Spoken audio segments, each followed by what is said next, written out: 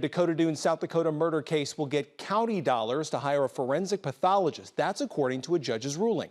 The suspect in the case, Alfredo Castellanos-Rosales, is still slated to go to trial in May. KTIV's Matt Hoffman's been following the case. He joins me in studio. And so, Matt, why did the judge order the defendant that he could use county funds in this case?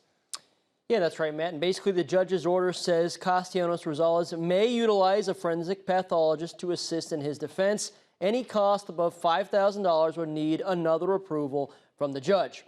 According to court filings, the trial is still set for May 28th at the Union County Courthouse. We haven't been able to get video of Castellanos-Rosales in court here in South Dakota, so we're showing you some file video from his extradition hearing in Texas.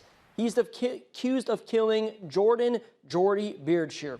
In his request to hire a forensic pathologist, the defense attorney wrote that Castellanos-Rosales was unable to employ one on his own.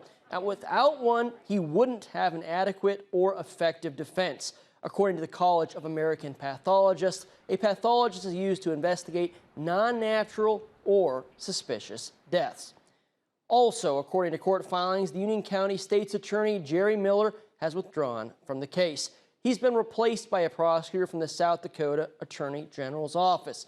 Now, because of the change, prosecutors requested additional time to prepare because of the voluminous discovery materials.